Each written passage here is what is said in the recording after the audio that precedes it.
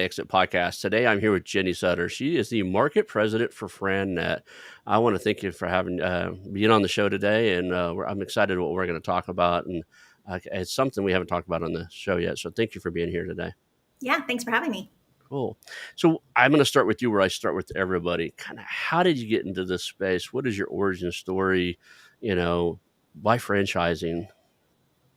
Yeah, so I actually, I went to college, got my business degree with a focus in marketing, and I actually used my degree right out of college. I started working for a restaurant corporation, a national restaurant chain, as a marketing manager for them. Did that for about 3.5 years. It was a great, right out of college job, honestly. And then after that, I went on to doing marketing for a med spa chain. So I went from burgers to laser hair removal, which, but marketing is marketing. So I did that I was with that company for just over 12 years. So I was with them for quite a long time. During that duration of being, in the corporate world, I got married, I had kids, and my lifestyle just changed. The things I wanted in life, the way my day looked, I wanted it to change. I was traveling a lot, I was working late, and I didn't really have time to go to my kids' little school parades or, be the classroom mom that I wanted to be. So I realized I really needed change. I was getting really burnt out. So when I thought about that, I thought, okay, what does change look like? I could get another job somewhere, but honestly, that would look exactly the same, just different color, wallpaper on the walls. So I didn't want to do that. I could start my own business, and that wasn't something I really was interested in doing. With my marketing background, being a marketing consultant just seemed like it wouldn't be a better lifestyle for me, quite frankly. And then I thought, well, I could, what about a franchise? Because I was familiar with franchises. Both the med spa chain and the restaurant chain that I was with were both franchises. And so I was on the other end of franchising. I was on the support side of franchise. So I knew with a franchise that if you follow the system, it can work. And so I thought, well, why don't I just turn a whole new leaf and do something completely different and, search out franchises. So I did. I started looking for different franchise opportunities that were out there. I did what most people do, and I Googled the best franchise I'm in the Tampa Bay area. So I Googled best franchises in Tampa Bay, and lots of things popped up. So I quickly got pretty overwhelmed, started researching some opportunities that were out there that didn't make a whole lot of sense for me based on what I did want my lifestyle to look like. And luckily I did find a franchise consultant to help me and navigate through, what opportunities are out there that exist in the franchise world that are available, that are within my investment range, that would check my boxes for my lifestyle goals. And so started researching different franchises, working with her. Turns out she was retiring, and FranNet is a franchise. So FranNet was one of the franchise opportunities she did present to me. And I guess you probably know the end of the story there. That's how I am where I am now, being a franchise consultant. I now help people who are in a similar place as me, looking for franchise opportunities, find the options that are out there that make sense for them.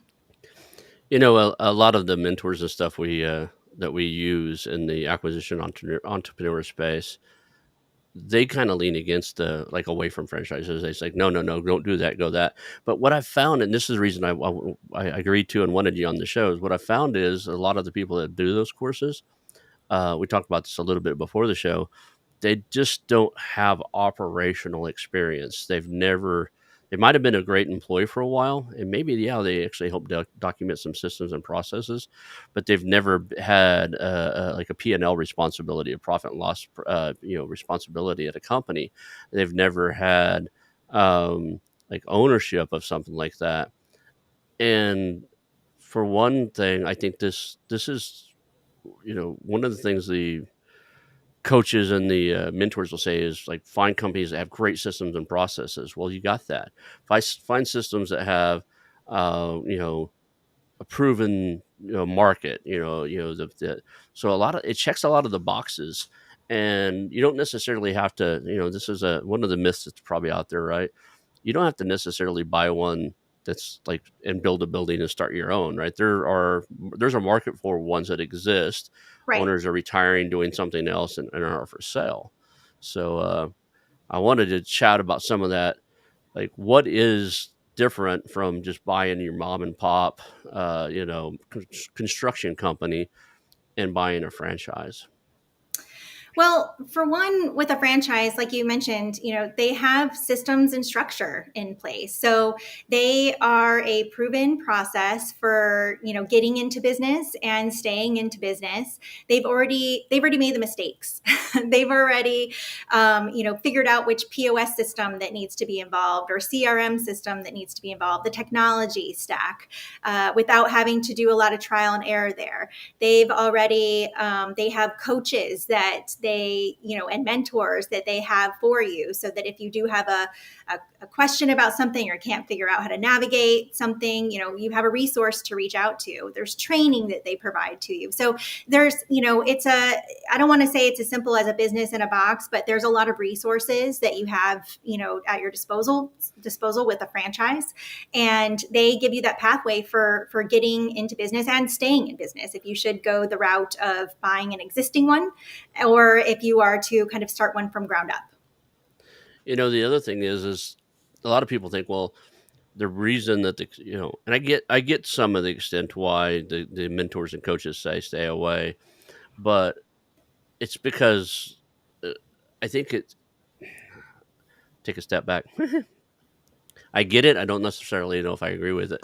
One of the interesting things is that there's this misconception out there that you can't grow through acquisition, and that's a big strategy they teach. Buy your competitors, buy your suppliers, and that stuff. The suppliers would probably be out in the franchise, but you can certainly buy out other similar and franchises in the space.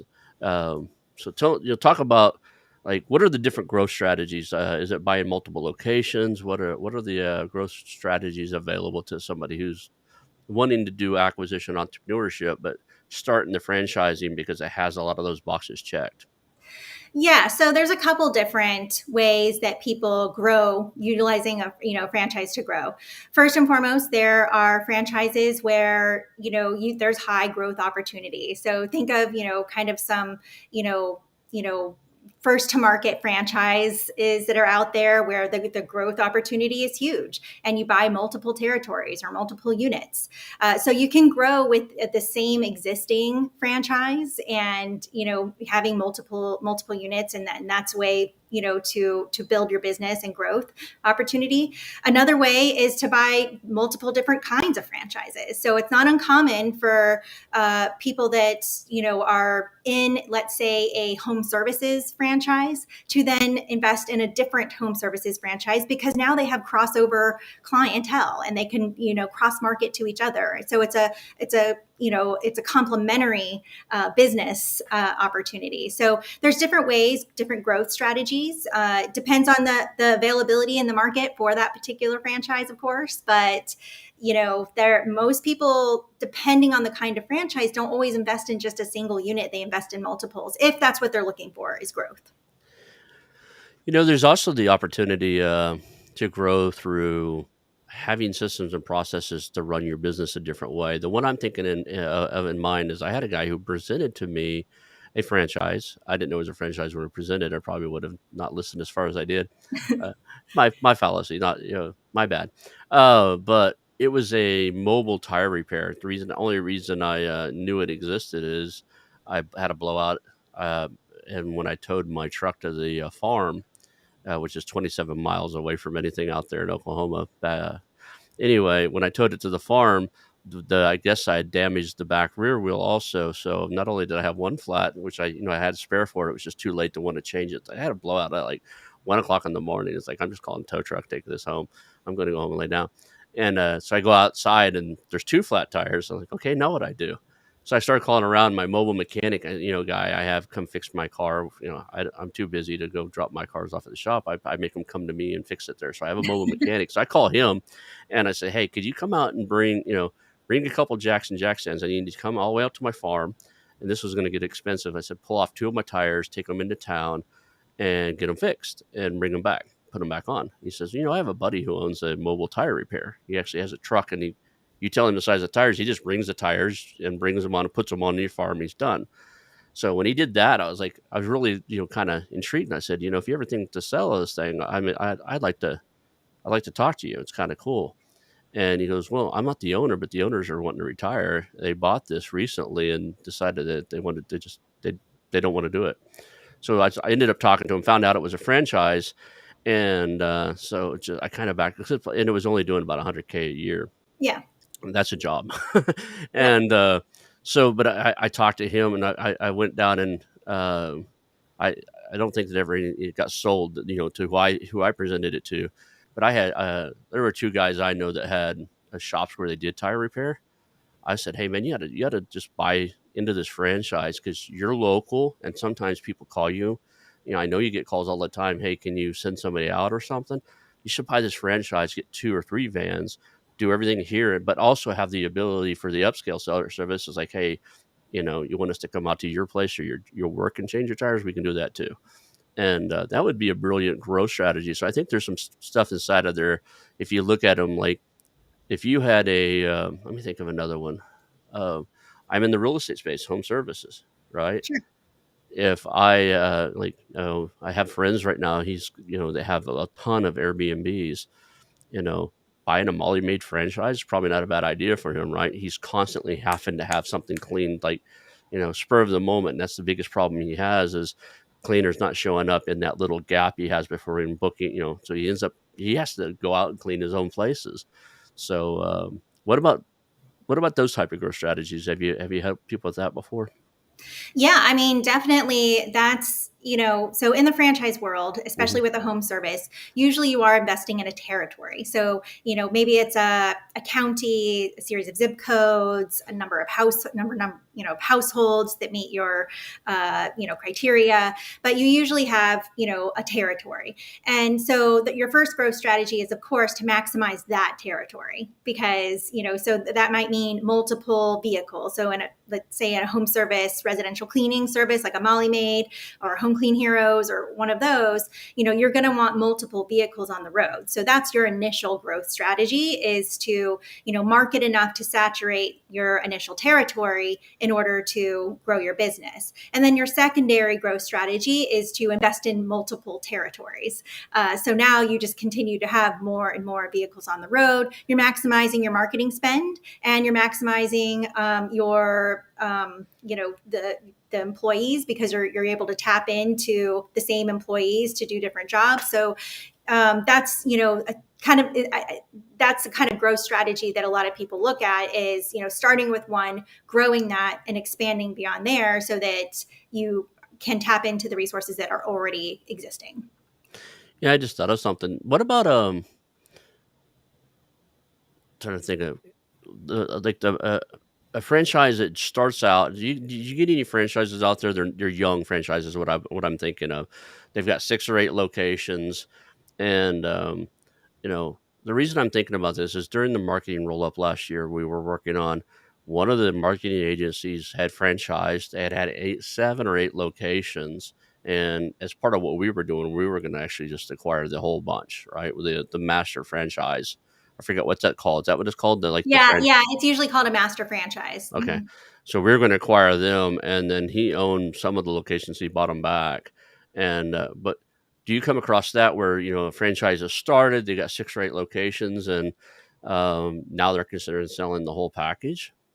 Oh yeah. So there's different ways to invest in a franchise, and some franchise organizations have what's called a master franchise or an area developer. That's another way, where they'll sell an entire market, let's say. So again, I'm in Tampa. They might sell the Tampa market as an area development master franchise deal. The goal of that master franchise owner is to then find other franchisees underneath them to, let's say Tampa, for instance, can hold 7 or 8 different franchise locations or territories, whatever that is, underneath them, to find, different franchisees underneath them. So they're making a piece of the pie, right? They're making a percentage of the percentage. Right. So that's one way that that's one option in franchising, is to be kind of that empire builder, or to own multiple as a master, to own the multiples and then sell off the multiples once they're already up and running, because then it becomes more of a resale.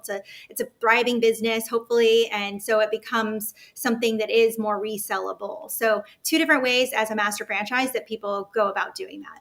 What about buying? I think more what I was looking for is buying the franchise, or right, the actual Yeah. parent company that, like that's what we were doing. We weren't buying a master franchise in that realm that you were talking about. We were buying the franchise, the parent company, Yeah. right? And then, looking to like own the offices and actually use the offices to upsell other, marketing services from all these other companies we are acquiring. So do you come across that very often where, you know, somebody started to franchise their business, they've got so many, maybe 10, 15 different locations, but the franchise or is willing to sell the entire like company? Sure. I mean, private equity comes in, VC companies come in. There are a lot of franchise organizations that are under umbrellas, right? Right. So I don't know if you're familiar with Neighborly, for instance. It's probably the biggest one, has a lot of home services franchise. I mean, they have probably 15 to 20 different franchise organizations underneath them. How do they do that? They buy out other, companies that have started to franchise and say, hey, we'll buy your franchise because it makes sense to bring in under our umbrella, complement it, and we're going to systematize it in the way that we've done it with everything else. So yeah, to answer your question, yeah, we see that, and it comes in a variety of different ways. Usually it's a bigger franchise organization that's buying a smaller one, or private equity comes in quite a bit too with franchises. So most of my listeners, including myself, we operate in a space that's just below that private equity line, right? So the private equity, and they're kind of crawling into our space right now, but usually private equity is kind of interested in companies doing revenue of 25 million and above, and EBITDAs of at least 2 to 3 million. Most of them are at that 5 to 10 million or more. So we operate, a lot of the people I talk to, and a lot of people listen on the show, operate in that layer just below it for the sole purpose, and be honest, 100% honest, with the intent that within 2 or 3 years we'll be in their range, and then if we want to sell, we can sell at a higher multiple to them. Yep. Right, so there's an arbitrage game you can play inside of this world. A lot of people don't know that, once you hit a certain number, the multiple, what the value of the company, not does it go up a little bit, it goes up another multiple. So you might sell a sub $1 million profitable company in profits, EBITDA, or sell a discretionary earnings for 3x of that multiple. And if you can get it over 10 million, the PE starts coming in, you might sell it for 10, not 10, maybe 8, 9, sometimes 10 or 11 if it's like certain very, very limited industries. So now you've, significantly increased your value. Um, let's talk about the franchise side of this. How do you help a guy like myself? What would you ask me if you're trying to figure out what type of franchise fits me? Yeah.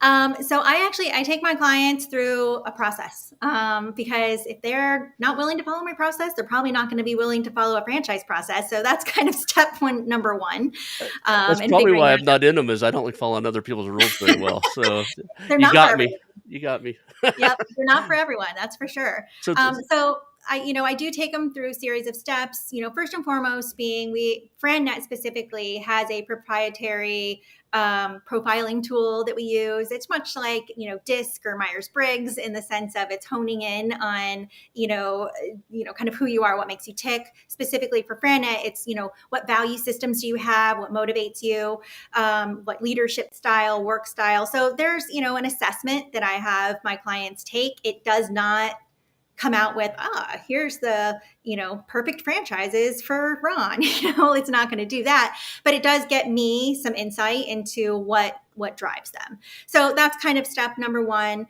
Next step being, we do sit down and have a pretty in-depth, deep dive conversation. Everything revolved around lifestyle, goals, money, everything, such as, what are your goals in the short term? Where do you want to be, 20 years from now? And what does retirement look like to you? What does your exit plan look like? And, I'm also going to talk to you about what kinds of industries do you like? What kinds of things do you want to avoid? What do you want your day to look like? How many hours do you want to contribute into the business? Employees, what do you want your employees to look like? Are they skilled, unskilled, part-time, full-time, salary, hourly? Some people don't even know, or they don't care, and that's fine. But some people are very specific about what they're looking for. So I do a deep dive conversation. We call it building a business model, that helps me then come back to my clients with, here's these options they're available in whatever area that you're in, because that's another part of the equation too, is how much can I afford, and is it even available? Because just because you see it, as soon as you see it, usually it's not available. Put it that way. I get a lot of folks that are like, oh, I've never heard of that franchise before. And I'm like, well, if you've heard of it, it's probably not available. So, I help kind of navigate through what's available, and, by just deep diving into what their wants and needs are. Awesome. So you said something important during there, the type of people you want to work around. A lot of people overstep that. And it was one of my guests on there. He had a really deep story, and I'll give you the synopsis of it, the high level review of it. Wall Street type, banker type, suit, tie, three-piece suit, really formal type, semi-retires, buys a moving company. And if you think about in most big cities, who works for moving companies? Typically, it's ex-cons, to be honest. They pass a background check barely, but it's a very laborious manual labor job. And this particular one was it was a group of people who that's what they hired. Basically, they had a program. They worked with parole officers, and they hired parolees. Well, the Wall Street type gets in there, and he cannot. He's used to managing he buys this franchise, moves their office because it was a warehouse looking thing, to one that has this beautiful, like, big conference table, oak and Of stuff like course. that he's used to. He shows up in his suit and tie and tries to have meetings with all his workers, and they pretty much, to be honest, they ran over him and ate him alive. He ended up coming back to the broker a few years, like within a year or so, and sold it back. It just wasn't. It's really important that you can manage the culture that the company provides, all right, or is used to. I turned away an engineering company in Texas after learning that the manager that was run it forever manages by kicking trash cans, screaming, and yelling at everybody. I don't do that. I don't know how to hire people that do that. And anybody that's been working there, he's like, my employees have been here for 15 years. Anybody that works there that long needs it. And it's not a culture I can support or know how to manage. So I just couldn't go any further. So it's really important that I'm interested. How does that play in franchise? Like, if you're buying into a franchise and you're not very good with managing, I'd say, teens and youth and stuff, you probably ought to stay away from McDonald's. Everybody I know, like, I grew up in a small town in Oklahoma. Your first part, everybody I knew at least sometime or another worked at the local McDonald's as their first part-time gig job, right? Right. So it's usually high schoolers and that type of stuff. So what other culture things? I can't even speak today. Cultural things come into play when you're thinking about different types of franchises? Well, lots of different aspects. So, like, employees, cultural, who are you willing to manage? What does that look like? Really asking them. Sometimes most people have not thought about that. When I ask them, what kinds of employees are you looking for? Like, what do you mean?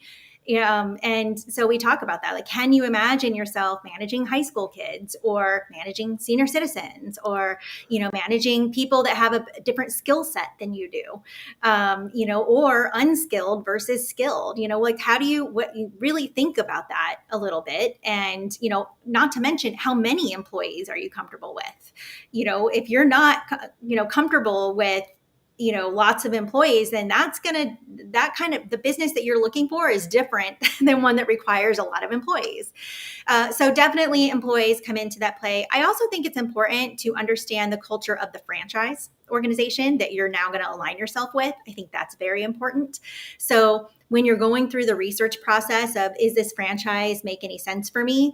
Not only are you interviewing them, they're interviewing you. So the great franchises, they have no problems raising their hand saying, you know what, I don't think you're a good fit for our organization. I actually admire that when they do it, because it means that they're building a certain kind of culture. But as from a potential candidate franchisee standpoint, interview them on what their culture is. You got to talk to their leadership, and do you feel similar to what their values are and their views on things? Talk to other franchise owners. I don't ever let my clients move forward with a franchise without talking to people who are actually doing it day in, day out. How do you feel about them? Do you feel similar to them? So I think, that's one great thing with a franchise, is you do have that opportunity to kind of vet the culture of the company up front. Now you're going to create your own culture too, right? It is your business, your franchise, but it is important that it comes from top down as well. Got it. So let's talk a little bit about. So we talked about the culture there and like the people you're going to be managing and stuff. Um, I think there's at least I have this preconceived notion that the franchises do things the way the franchises do them, and it's a cookie cutter, and you have to do it exactly that way. I know there are some very strict ones, right? Oh yeah. I know somebody who has a friend of the friend. Their part-time job is they're a kind of a secret shopper. They work for franchise companies, and they travel from store to store and check things that are not in compliance. So like they have like gigs with Subway and some of the ones like that, and they'll show up, and if you got different art on the walls, you're violation of Right. the culture or their rules.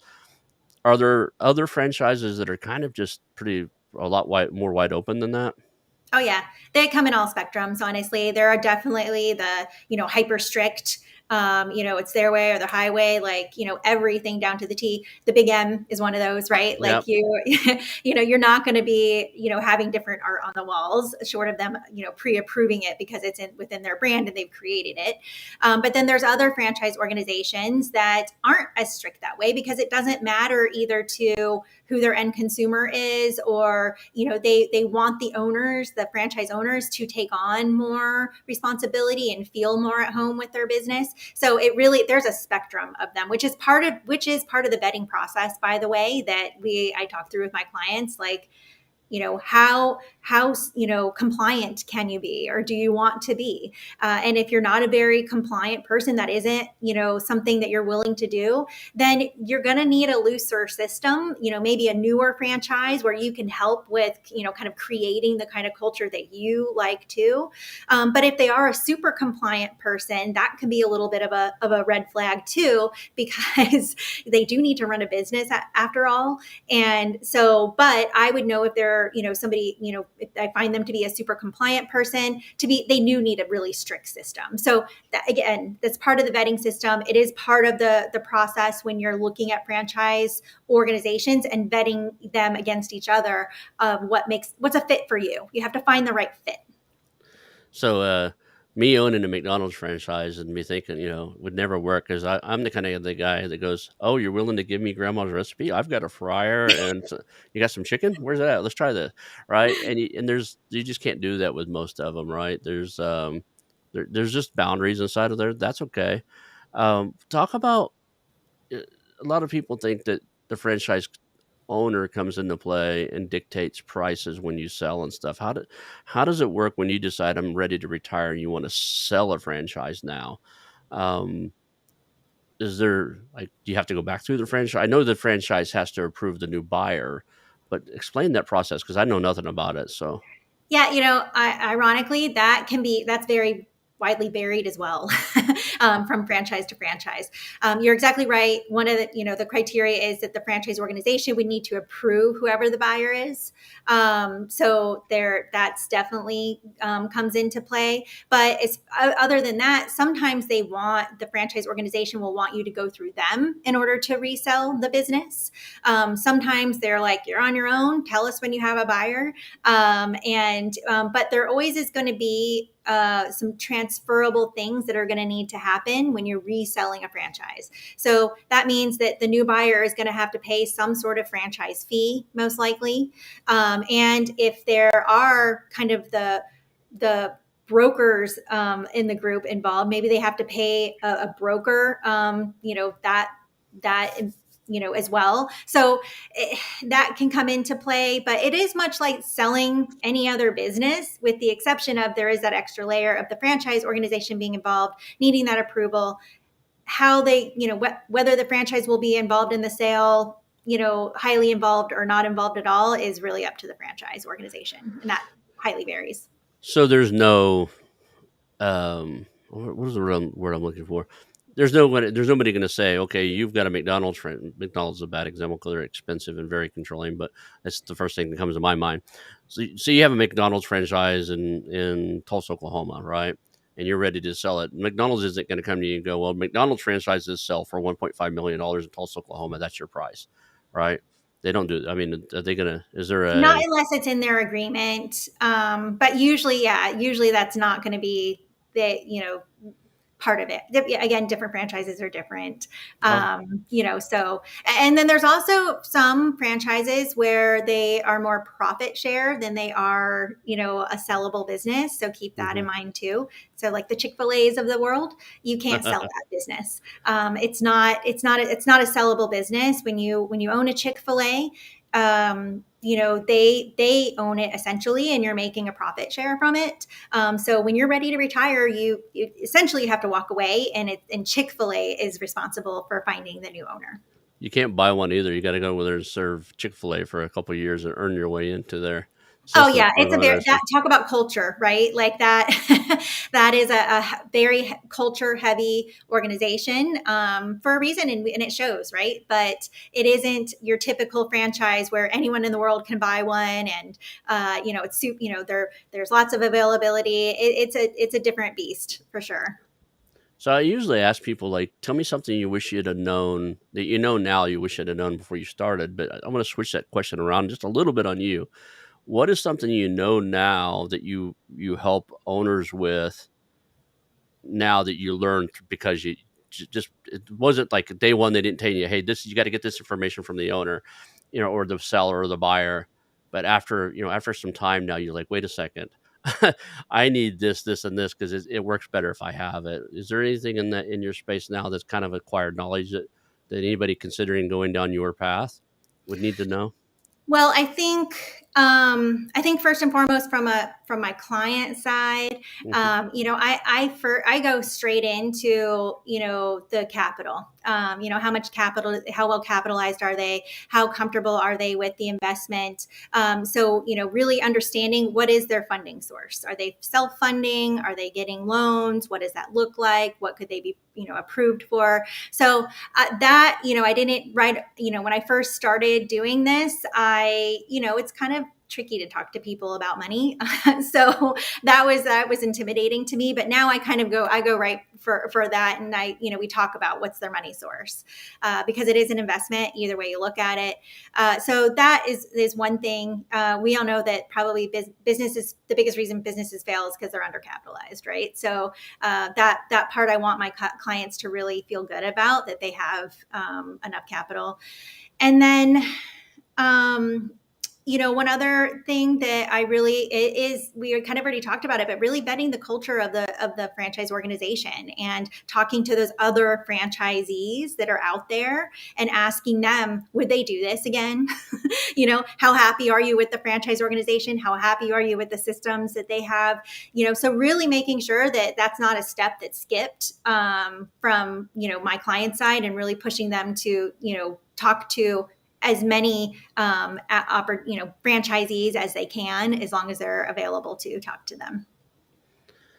What are the myths in in your space about franchising and your profession that you think you just really want to debunk?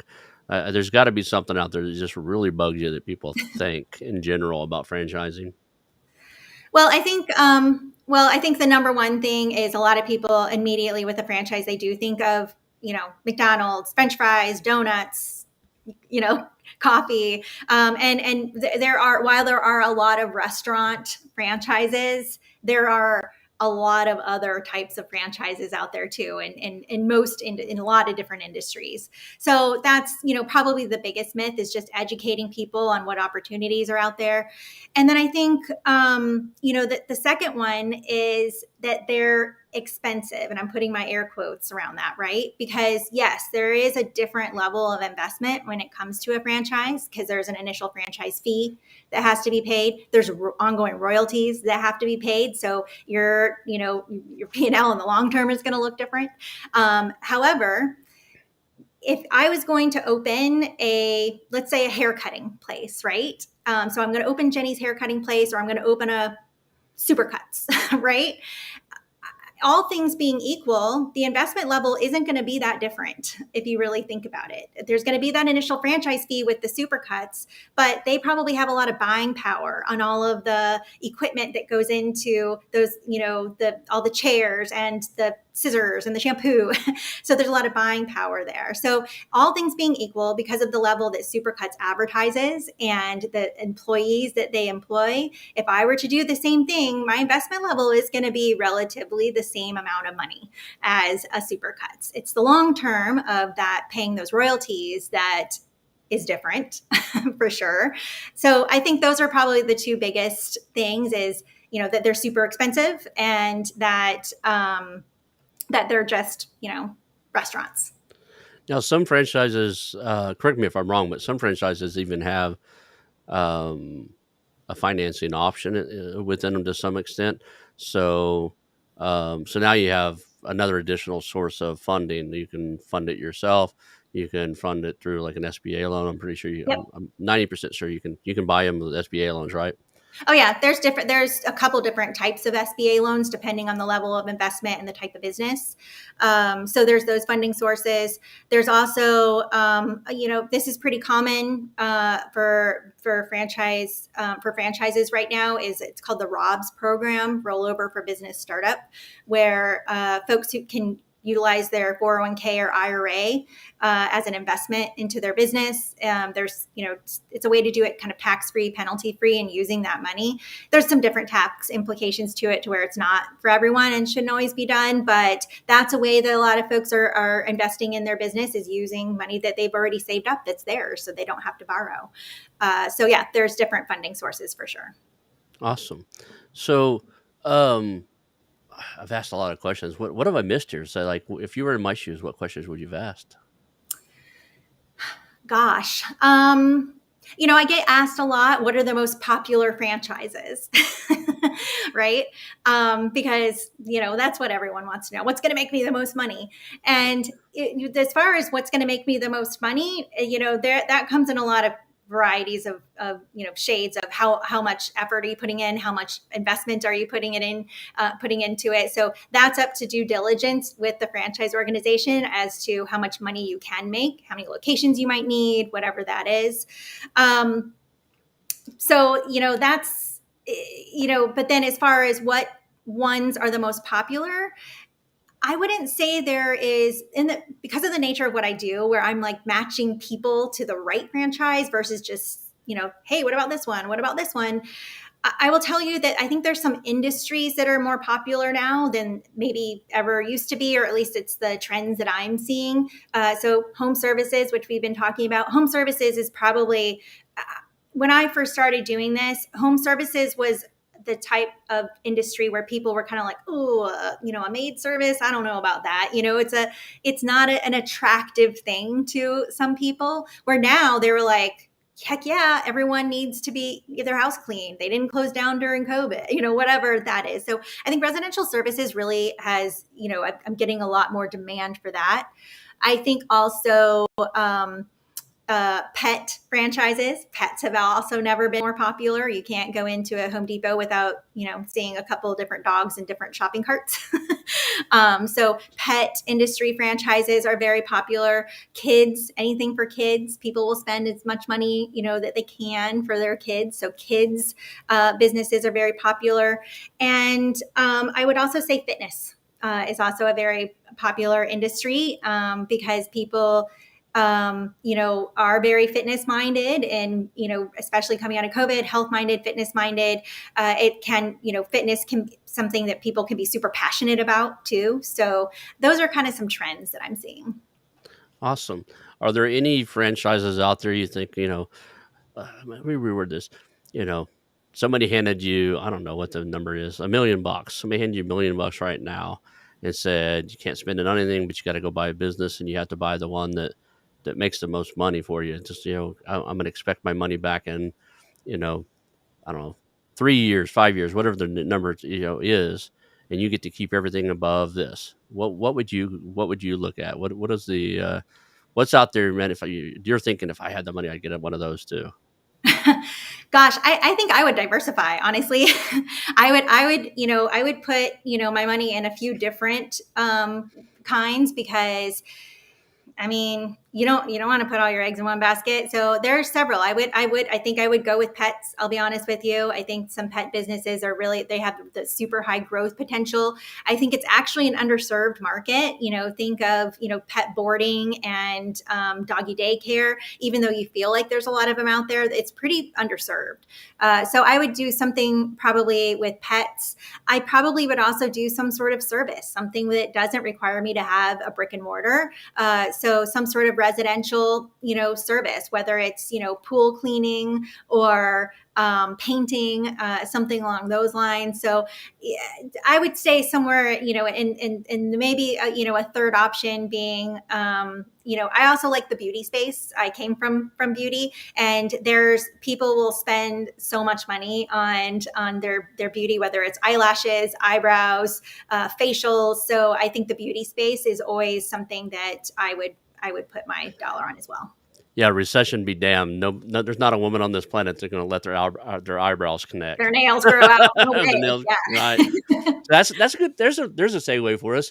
What I honestly, there's a very good chance we're heading to recession, damn near depression phase here. What there's no, I don't think there's anything like I don't think there's anything such thing as a passive business, like passive income. I think everything requires a little bit of work. Even my real Yep. estate portfolio requires my assistance. But inside of that, there's not, in that same respect, there's not anything out there I think that's recession proof. But Nope. there's a lot of industries that are recession resistant. Or what opportunities do you think right now that'll fare well throughout any upcoming economy? Well, I think, always business services and businesses that are in need no matter what. It doesn't matter the demographics, doesn't matter if there's a recession. So HVAC, plumbing. I think, those are going to be, big ones, restoration companies. I'm sorry, but if you get you have mold in your house or you get a leak, you can't skirt that. So I think those are ones that people are going to kind of be highly sought after during, kind of a recession time, or just businesses that are super more recession proof, things that aren't, going to be a frivolous spend, if you will. But there's franchises out there that are for that. Yeah, so if you think about it, so those would be great. I honestly think that nobody's in this set and sweltering heat; they're going to die, right? Especially the heat wave they're having through the Midwest right now. So if their AC goes up, my buddy actually, a good friend of mine, his name's Tim. He owns a heat and air company. He puts out signs around town when it's hot like that. It says your wife's hot, fix your AC. And it has his phone number, right? But it works. People call him. There's that side of it, right? Things that are like, I'm going to get this working, whether the economy's good or bad. There's also the passion side of things. I'm looking around at like coffee, right? Yeah. People who are passionate about their coffee are going to figure out a way to get their brand of coffee no matter what else goes on. People, it might decline a little bit. Like I said, not recession proof, but recession resistant. Um, I guarantee if you come out with a new bass lure, I don't care what the economy is like, bass fishermen are going to buy it if you can prove it works. There's Right. just there's this there's a segment of different industries that are insanely passionate about what they do. Golf, right? Uh, there are people on this planet, no matter what the economy is doing, if they're still taking a breath in and out, they're going to buy the golf balls, and they're insanely loyal, right? They go to the golf shop and they don't have their brand of that the particular item, they'll go to three more shops before they Yep. buy something different. So I think there's some space in there that's cushion some safety around it. You can still buy something right now and do that Yeah. with the economy. I actually think pets is one that falls into that category. People are extremely passionate about their pets, and if a pet needs to be groomed and they can't do it themselves, it's a necessity. Or if they're working and they don't want to leave their dog at home, they need the doggy daycare. So I think pets actually falls into that category as well. You wouldn't think so, but it really does. It probably does in the fact that people treat like we just right before we moved here to California, our dog passed of being around for 19 and a half years. Wow. He just outlived his little half Chihuahua, half Beagle. He was my buddy, little bitty thing, but he lived a full life. But he was one of the family members. I mean, it literally was one of the family members. So um, people they connect that way, so their animals are just part of their family. So I can believe in any economy. I would say I'd be a little worrisome of luxury items, Yep. gourmet pet food, doggy treat bakeries. I'd be a little worried about that because people would refrain and use another product when money's tight, but they're I not think gonna go Yeah, ahead. I think if you sell gourmet pet food, you need to have another revenue stream. Because people will, I mean, if their dog's diet is sensitive, they will continue to need to buy the, high end pet food. Right. But it's better if you also have another revenue stream within the location, whether it's, boarding, daycare, grooming, whatever, washing. So yeah, I'm in agreement with you that some of the luxury things people pull away from. So kind of even within the same business, being a little bit diversified. Okay. So let's see here. I feel like I'm missing something really cool here. Um, we talked a lot about like what would you ask somebody who's thinking about buying a franchise? Do you help people sell their franchises? Well, in a way, I do.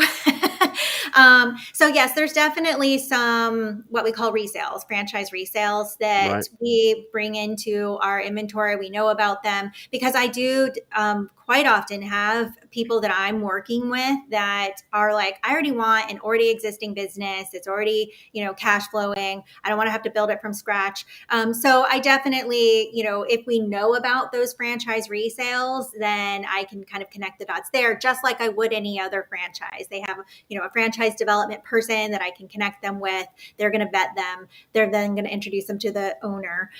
So I do in a roundabout way, but most of my clients are going to end up going with a franchise that's, they're going to build from ground up in whatever market that they want it to be in.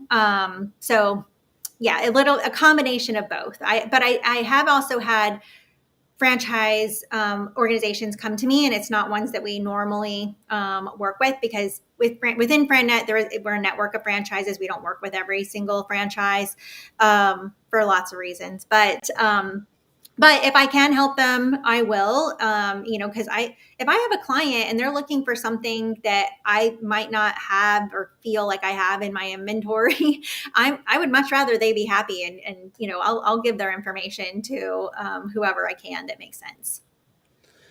Okay. What's your favorite success story? I mean, you've been doing this for a little while now. So what's your favorite? I did this and now they're flourishing type of success story.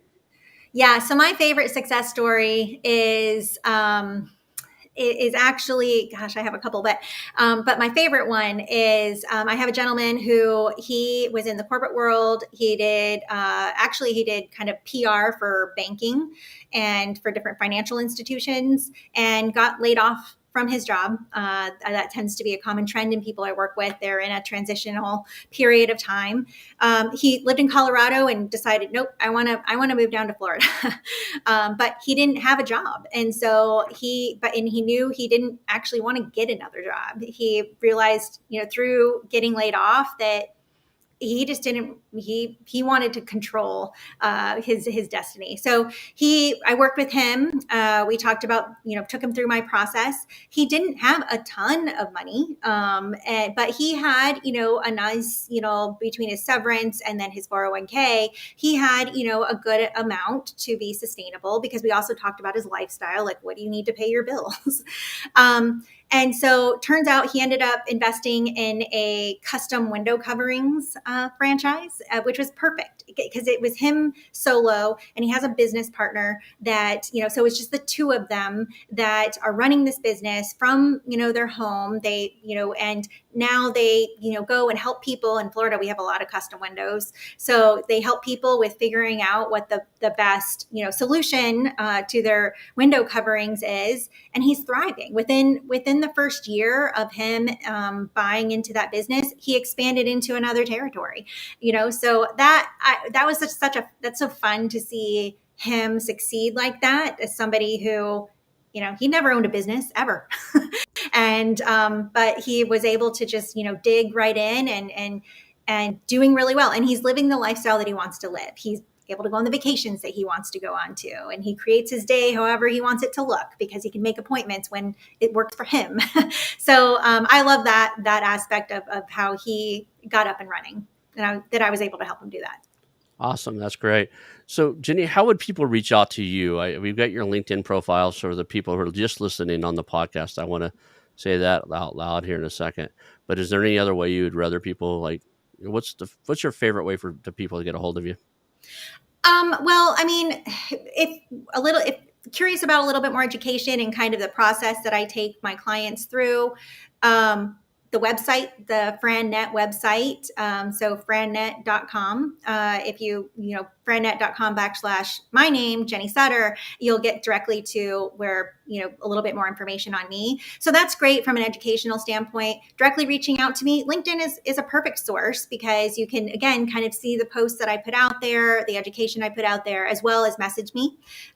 So that would be another great way for people to contact me. So that's LinkedIn /in/Jenny-Sutter. Yep. So it's Dash. -- hyphen, yeah, Yep. dash, the dash Sutters. There you go. Yep. Just want to know if people can get a hold of you there. Our favorite last question, and we are heading to the top of the hour here. Favorite questions always at the end here is, what can me or my audience do to help you? Well, I think, just keeping an ear out for anyone who's maybe looking to diversify. They might already own a business, and maybe they don't want to start another business from scratch or buy another business that they have to, kind of, clean up, I guess. So if they're looking for diversification, maybe a franchise is an opportunity to do that, understanding what types of franchises are out there. So just really keeping an ear out for folks who are willing to keep an open mind that a franchise might be an option for them. Awesome. Well, I appreciate you being on the show today. I want to thank you for being here, and we should probably wrap this up. Yeah. Thank you so much for having me. I really appreciate it. Okay. Hang on just for a second after the show, and that's the show, guys.